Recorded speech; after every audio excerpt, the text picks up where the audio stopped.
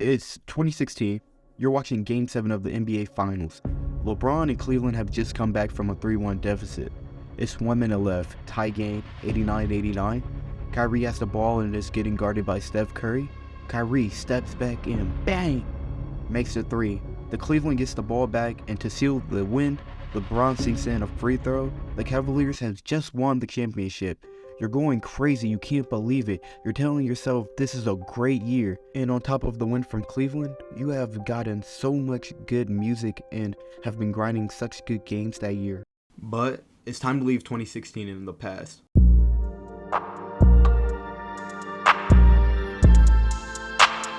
So going into 2016, the music genres, especially rap, was in an evolving phase. There were new sounds that nobody really seen, and the big rappers and all the popular artists were just coming up, like Lil Yachty, Lil Uzi Vert, 21 Savage, etc. Mumble rap or SoundCloud rap. This is why people see this year as their favorite year for music, because this was the first year that music changed dramatically in the last decade. This is a year where you've seen rappers dressing and sounding differently and using different ways to blow up that wasn't really seen until then. Of course, this was when SoundCloud rap was popular, but this was when Spotify and Apple Music became streaming giants. This was the start where anyone could be artists. All you needed was a mic and a computer.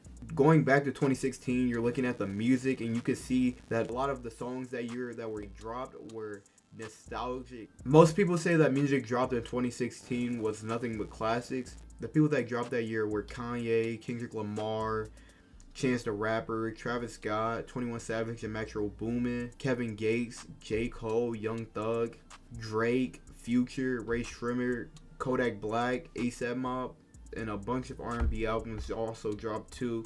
Beyonce, Rihanna, Ariana Grande, and even Frank Ocean dropped one of his most popular albums that year, and The Weeknd dropped. Just playing music from 2016 gives you a different feeling than you would in a lot of years versus 2015, 2014, some of even 2017. So taking a look at sports that year, there were a lot of memorable moments that happened.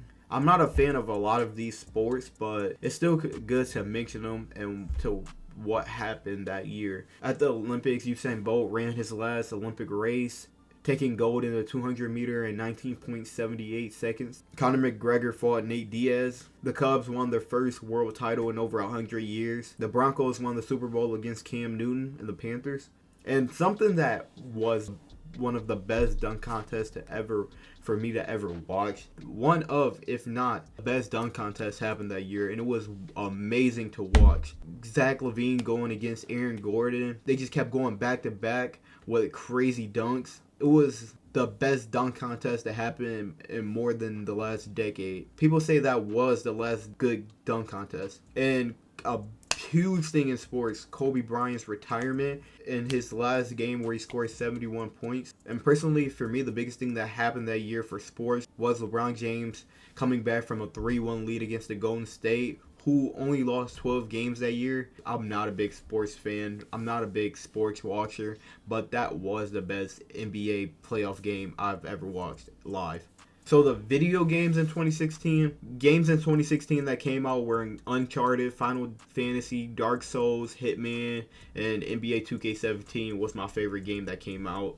And also the big hype for Pokemon Go. For NBA 2K17, this is arguably the best 2K to come out. I remember watching content creators playing it all night, trying to get good enough to go to the park, even though I never got good to play online. And in 2016, this was when Pokemon Go was at a high. Everyone was outside playing it, no matter how old. I never played the game, but I would see people playing it all the time outside. So overall, for 2016, this was a mid-year for video games. So I really couldn't find a lot about trends in 2016, but what I did find out was two things. One was that Harambe died that year, and all the Harambe memes. And two was the bottle flip challenge. The rest, there's probably way more, but I just couldn't find none. And also, it was 2016. Most of it now we wouldn't find funny. So why do people like 2016 so much?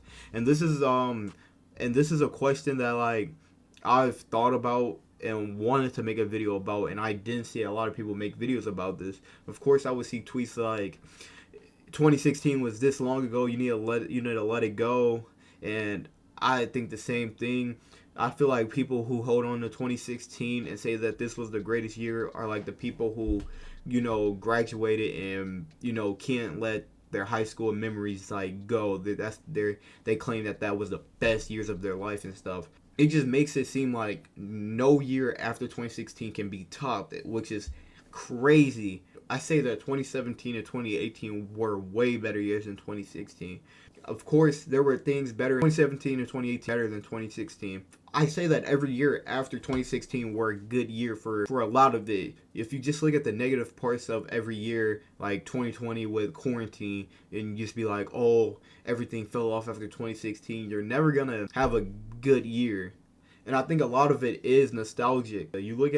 You only think about the good memories of 2016. You're not thinking of what bad happened.